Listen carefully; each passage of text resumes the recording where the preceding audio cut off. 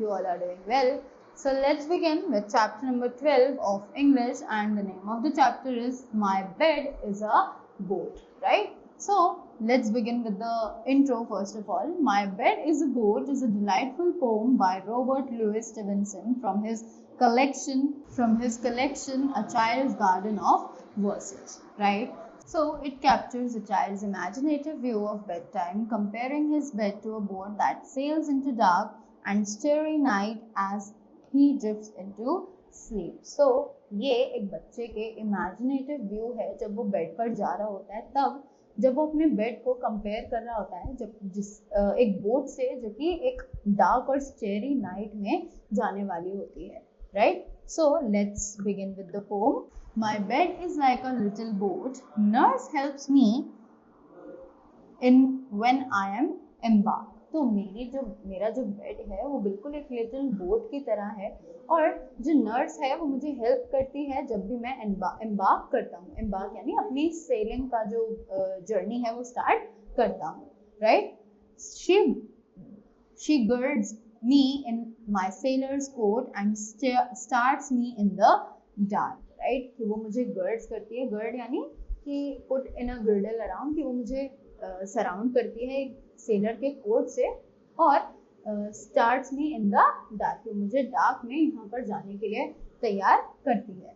At night I go on board and say good night to all my friends on shore. मैं रात के time पर on board जाता हूँ. Board यानी कि मैं अपनी सेलिंग का जो ट्रैवलिंग जर्नी है वो स्टार्ट करता हूँ, और अपने सभी फ्रेंड्स को गुड बाय की जगह गुड नाइट बोलता हूँ.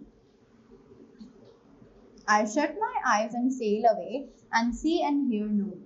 अब मैं अपनी आंखें बंद करके सेलिंग का जो जर्नी है उसको शुरू करता हूँ, और कुछ भी नहीं देखता हूँ और ना ही सुनता हूँ.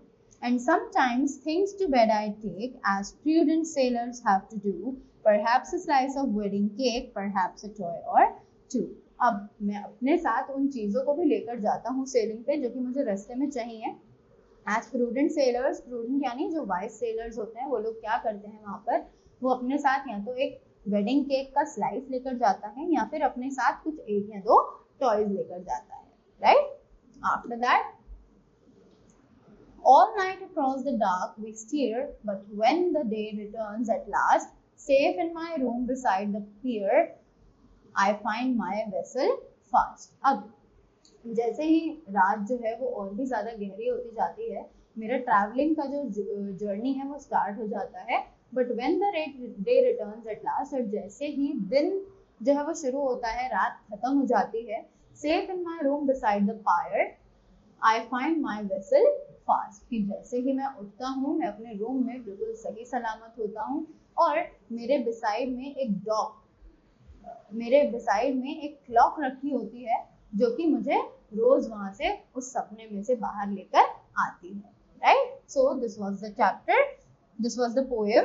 Let's read the value that we learn from this poem, which is the poet here asks the children to cherish and embrace the power of imagination. तो यहाँ पर इस पोएम के थ्रू पोएट जो है वो बच्चों को समझाना चाहता है कि कैसे हमें अपनी इमेजिनेशन की जो पावर है उसको एम्ब्रेस, उसको बढ़ावा देना चाहिए. The poem shows how ordinary experiences like going to bed can become magical adventures with a bit of imagination. It suggests that even simple moments such as going into sleep can be exciting journeys if viewed creatively.